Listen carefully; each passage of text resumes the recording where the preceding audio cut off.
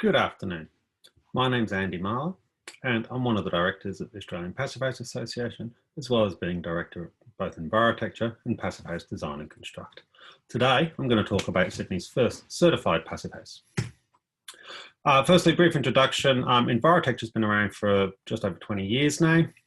It's always been focused on high performance or sustainable buildings, depending on your definitions. It's just a series of projects we've worked on over the decades. As of earlier this year, we formed a new company partly based off the back of the Thornley Passive House that I'll talk about today. And as the name unimaginatively describes, we're focusing on design and construct and hoping to bring a passive house to a wider number of people at a wider range of budgets moving into the future. So this afternoon, I just want to talk about the Thornley Passive House. It's the first certified house in Sydney. It was joint first in New South Wales, 2 certified on the same day. Thanks to our certifier for that. That was a nice little touch.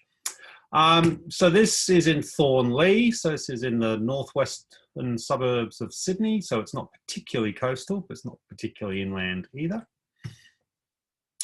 And the original house left a little to be desired. It is safe to say that it was a very good candidate for knockdown rebuild, so there wasn't much discussion required on that front. Our client does enjoy his data, so he had been logging the house for quite some time before we looked at building the new house, and you can see here, this is the temperature plots. This is from inside the house, looks remarkably like outside. Well, it's actually both on the same graph, but as you can see, there's a close correlation, which is not normally what you're looking for in a house. So this is the final product. It was finished a little over a year ago now, and it's been data monitored in quite a few different ways, which I'll talk to in a moment. This is the western elevation on the street side, and I will talk a little bit about a few other things. This house featured in a talk that I gave at the last South Pacific Passive House Conference in Wellington in New Zealand, feels like a lifetime ago now, where we looked at the costings of it. I'm not going to revisit that today other than to say in synopsis, most of the cost of your building has nothing to do with passive house, it's the other bits. And in this case, we managed to make a passive house cost less than its passive solar cousin was originally going to cost. If you Google passive house, what's it worth, you'll be able to read the full report. That's on our website. So this is the Thornley house. This is the floor plan. It is fairly classic passive solar, so there's a lot of glass facing north, almost entirely fixed shading. There's one operable shade. The garage, which you can see on the top of the screen there, is far enough away so that it doesn't impact on this big window here. These water tanks here, you'll see in a moment in a photo. Yes, they really are water tanks inside the house. One of the key things on the site really to note is this huge tree that is located right here, and also the front setback to the street. So we've got a fairly busy street out here. We've got the northern train line out the back as well. So it is very much squished in between. And that was a blessing and a curse. It meant that we kept the building fairly compact. It definitely put us into a 2-story configuration. And therefore, a lot of the things that you'd want to do with a passive house, we're kind of forced to do by the site anyway. So the upper level is slightly smaller than the lower, so it's not a perfect cube by any stretch. 3 bedrooms, a second living area, and a large shared family bathroom. No ensuite. That was part of the cost measures by the clients to ensure that the thing was affordable. So good choice there. Here's a few photos of the final home. As you can see, that's the tree. It's a tallow wood. It's absolutely magnificent. And it has dictated a lot of things about what we've done on the site. So there is no concrete slab, hence the water tanks, which we'll get to in a moment. Because of the tree, we didn't want to disturb the roots, and therefore we're elevated on piers. And in Sydney, that's, well, you get an advantage from the ground connection and from summer cooling. So the fact that the building is off the ground is less good than if it was on the ground, but we still managed to work. It's passive house. You can make anything work so long as you know about it early on. This is from the looking from the street side, and you can see that operable shade there on that big glazed window. That was a deliberate strategy in order to reduce the eave step so that we could guarantee perfect solar penetration in winter, but then have total control in summer. This is just an internal shot at the top of the stairs, and you can see off in the distance there the air conditioner. That's the only air conditioner within the home, and I'll talk a little bit about that when we move along. These are the water tanks. They're about 300 mils in diameter each. There's 10 of them. They're a fiberglass tank, and no, the water is not connected to anything. It just sits there. It's thermal mass. We went down a few rabbit holes about if we could use it for other things, and you rapidly realize that the cost and complexity is fairly extreme, but also you run into little tricks like if it was a cool winter's evening and it rained, you'd be bringing cold water into the house, which wouldn't be ideal. So all in all, we just went for the thing that looks good and also helps. From a thermal capacity, it's about the same as just over half of that ground floor being a concrete slab. So it's does make a positive difference, and it's located right next to that big north-facing window. So in terms of popping a bit of winter sun, it does a pretty good job on that front. Also acts as a room divider, so you have to walk past them to get into the house. So they were kind of hard to remove from the job even if you wanted to. And this is a lovely staircase, which of course has absolutely nothing to do with passive house at all. I do just want to quickly mention the sensors. So we've got a whole swag of sensors in the house. You can see them listed there. I want to give a huge thanks to our clients, in particular Matthew, for all the time and energy he puts into looking at data and sending me snippets and graphs and things. Also to Cameron Munro at Passive Analytics. We've got a couple of his sensors in there. Cameron's been fantastic with a bit of troubleshooting, but also quite a bit of analysis actually as well. So Cameron's been invaluable. And finally for Zenda and for Fantech, so Joel Seagren in particular. So we've been monitoring the HRV system remotely for quite a while now, and I'll talk about that at the end, and there's some quite interesting results around HRV versus ERV. So the big ticket questions: does it work? Is it too hot? Is it too cold? As you can see from those numbers, we've broken this up into seasons, but we are sub 20 degrees for about 3% of the time, and we're over 25 by about 6.7% of the time. That overheating is a lot less than was predicted in PHPP. We have not gone back and actually put in the climate data for the year that the data was collected on. That was just a question of not having the time. However, there were some fairly hot days, as you're going to see shortly. So the key factor really has been that the clients have been operating the house quite actively, and in particular in summer, been doing a very good job of opening windows when the weather cooled down and getting that summertime cooling.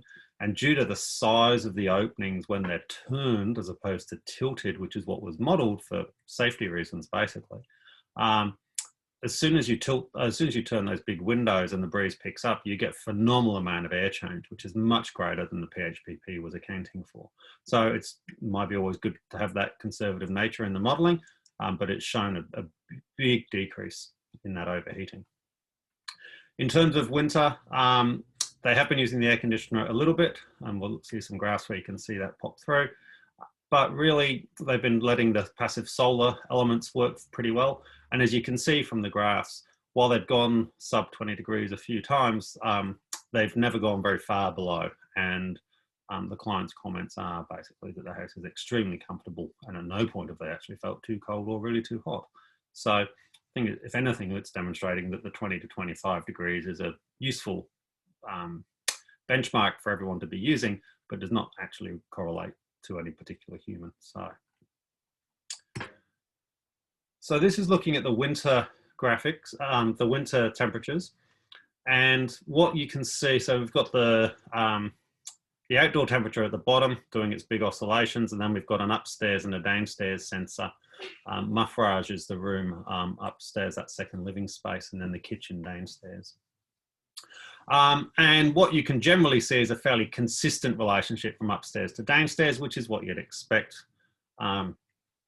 And occasionally you can see where the upstairs is quite consistent, which is normally to do with the air conditioner being used.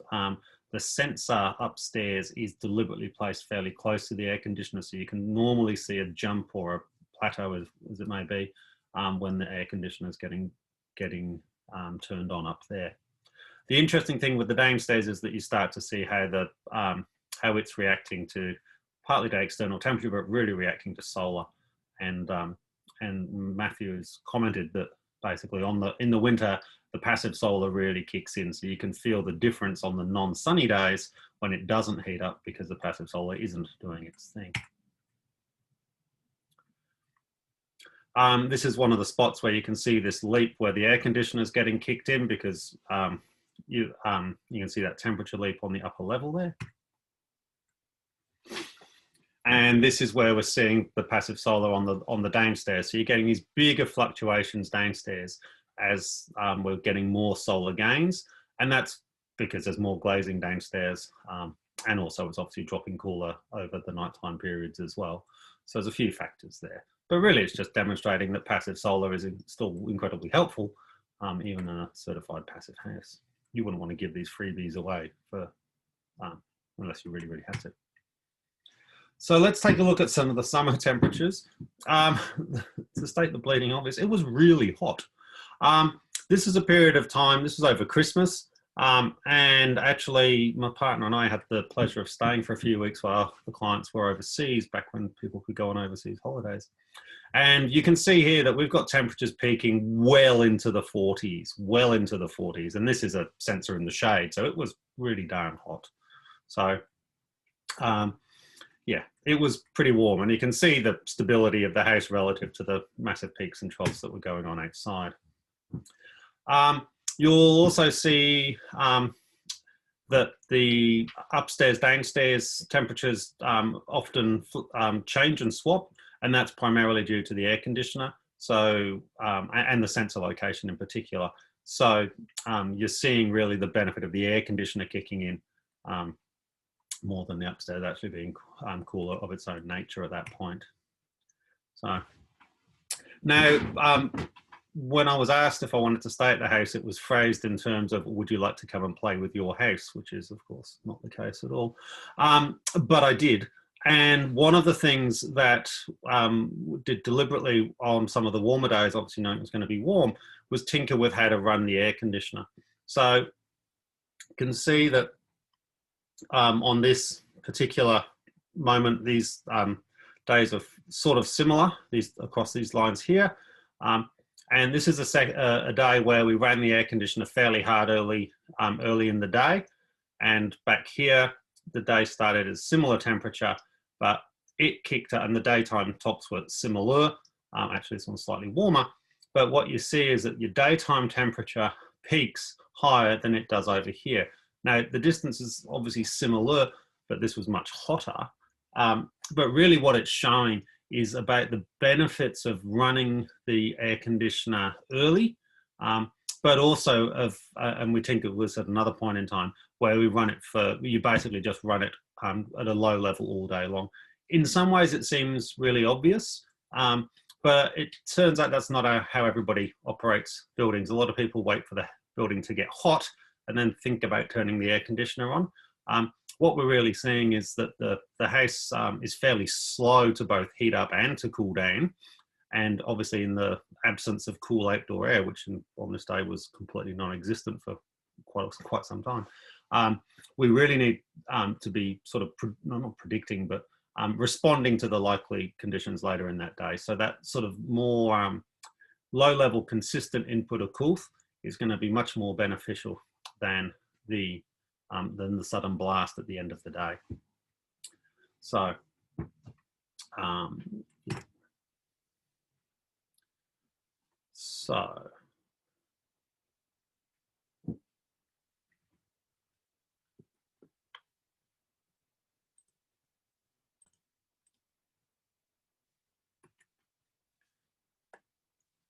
these 3 points are showing periods where the internal temperature, especially on the upper level, is rising a bit.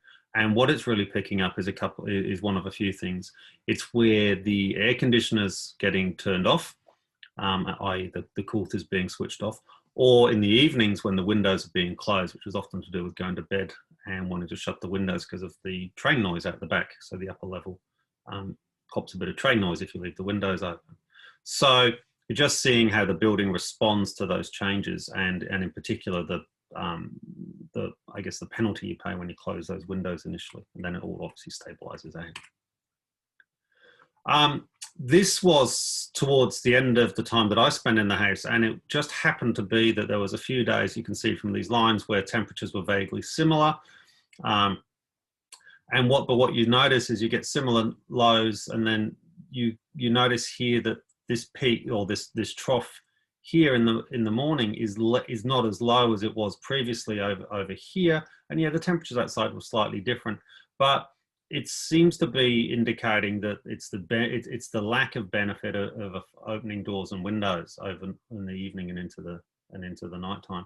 And you can see here, so this is the part when the house wasn't occupied, and these peaks and troughs that you see everywhere else are all starting to flatten out because the building is looking after itself. So the HRV is, still moving air, but nothing like the volumes sort of getting shifted when the windows are being open in the evening. So you really get to see the benefit of operating the building to its best of its advantage, rather than just rolling with the punches.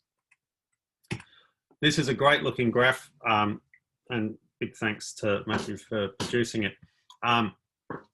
What it's showing is how whether the house is warming the air, or if the free air is coming from coolth is coming from outside. So all the positive numbers are when the house is warmer than outside, and you can see as it goes through the year, and you can also see where it switches from ERV to HRV, which I'll return to in a minute. The little dots represent the bypass mode, so that's when there's no heat recovery going on at all. And as you can see here in Sydney, there's a huge portion of the year where there's quite a lot of bypass mode going on. So there is a lot of time when you don't need the heat recovery component. Obviously, there's some big chunks there through May through to July or in August where you do. So I'm not saying for a moment you shouldn't have an HRV, just use it smartly. So where we've got those little dots, so bypass mode, and they're above the line, that's basically indicating that we're getting free cooling through the ventilation system, and through the occupants opening the doors and windows at the same time as well. And where the big dots are above the line, that's where the house is warming the incoming air, i.e. it's warmer inside than outside. So that's where we're really relying on the solar gains and the internal heat gains. So you can see a fairly solid seasonal split on those, and you can see it sort of gradating from one to the other throughout the year. So it's mainly, again, just interesting to see the amount of cooling you can get from the outside world in a Sydney passive house. This graph is almost comical in that it was an attempt to plot the relationship between electricity consumption. So the house is gas free, so everything's powered by electricity, hot water, cooking, etc., etc. So it's an attempt to plot the relationship between outdoor temperatures and power usage, i.e. to indicate that when it gets colder or hotter, there would be a link between energy use. It turns out there isn't. And basically speaking, the house uses so little power on average, and has a base load, as it says there, of about 4.5 kilowatt hours per day, average day, and there's a couple of kilowatt hours for hot water, that things like whether the dishwasher is run, or whether somebody makes something in the oven that might sit there for a couple of hours, or cooks a lot of stuff on a stovetop, those factors are actually more influential on power use than the temperature outside and the need or the use of the air conditioner for heating or cooling. So in some ways it's a non-conclusion, but in some ways it's quite a powerful one. So it really just takes thermal comfort as being a cost totally out of the mix. This is one of the things that is not a surprise to anyone in the passive house world, really. This is CO2 sensors. This is the passive analytics sensors, so the ones that we're confident work. And you can see there, so at the top is the Thornley house. and then the middle and lower ones are another Sydney home, 10 ACH, 50 house. The middle graph's decentralized HRV, and the bottom graph is the same building, but in a room that does not have a decentralized HRV. And you can see the differences there. So yeah, really just indicates the benefits of ventilation, full stop. Interesting to see the difference between the decentralized and the natural ventilation in the non-certified passive house. So. And there's a little spot just down there where you can see that we were away. That's actually my own house, where we were away, and therefore, yeah, CO2 levels much better when there's no one in the house, which again, no surprise. Unfortunately, there were no sensors outside of the house during the bushfires pre-Christmas, but recently there was a big backburn about a month ago now. And we've got some fairly good data on that. So this is Thornley House is just here, backburn's over there, so not particularly far away. Obviously it's a backburn, it's not a catastrophic fire as we had over summer, but it's still a useful indication. So we've got indoor sensor and outdoor sensor. Please note that there's a difference in the graphs themselves in terms of the numbers. And I guess this reinforces what we found over summer and the great work that, that Cameron Munro did, and Harley in Canberra as well, and a few others. And really emphasises that if you're going to be in a bushfire, you're going to be better off in an airtight house than not in an airtight house. Over this weekend, the HRV just ran. It wasn't switched off or dialed down at all. There's a compelling argument that that should be done, of course, but mainly in the name of science, it was just left to do its own thing. And I guess the conclusion really is that we got about a threefold decrease from outside to inside. Obviously, if the unit had been switched off, there would have been less on the inside, but you'd end up with a CO2 problem over a period of time. And really what it's emphasising, I think, is the need to have a way to improve the filtration when necessary. So I don't think anybody's seriously advocating for HEPA filters every day of the year. I don't think that's necessary in Australia. Our air quality is generally pretty good. But the ability to put in some high-grade filters when the bushfires hit, I think is going to be increasingly the default. And we've got a couple of projects of our own now that are installing those kind of systems. I guess the other thing to note is that the house very consistently drops off at the end, whereas outside you get a much more significant drop off. And again, that tail isn't unexpected. And I guess if the temperatures had been a bit warmer, a bit of natural ventilation would have sped that process up. So the other thing that we were doing over this last year is we've been swapping an HRV core for an ERV core. So Fantech very kindly lent us an ERV core, and about every 6 weeks or so, it gets swapped out. And this is really to answer the question about, do we need an ERV in Sydney? So the PHPP modelling always shows that you have a bit of a humidity problem, and that therefore you shouldn't use a dehumidifier. If you're going to use a dehumidifier, then it makes sense to have an ERV, because why on earth would you not hang on to your dehumidified air? In this case, the clients really haven't used a dehumidifier very often, and that's just because they've felt comfortable. So there's a whole series of discussion to be had around people's comfort, and I guess a mold risk issue as well, of which there is none in the house, as to whether the humidity levels are actually too high. So they're certainly, as you can see here, going above the passive house levels quite frequently. And you can see the differences over towards here about the impacts of having ERV. So ERV keeping the humidity levels lower in winter time back there, and they're not really impacting in summer, I should say, just to say, because of the amount of ventilation that was occurring, natural ventilation, and because of the amount of time the unit spends in bypass, then the ERV just really isn't able to do anything, because it's just not really, it's not getting utilised. And that's partly because of the operation of the house with the windows.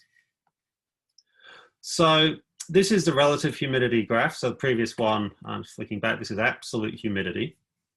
So when we go to relative humidity, you can see that we spend a fair bit of time over 70% and we spend a bit of time over 80%. Now, again, the clients have been very comfortable and haven't been thinking that it's actually too high at all, but the numbers obviously show differently.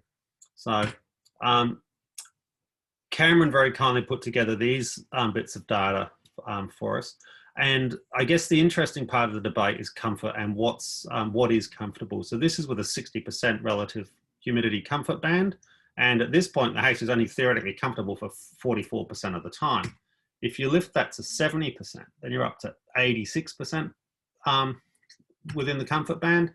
And if you go to 80% comfort, which I think most people probably think is, and I'll agree, is too high, you end up with a 99%.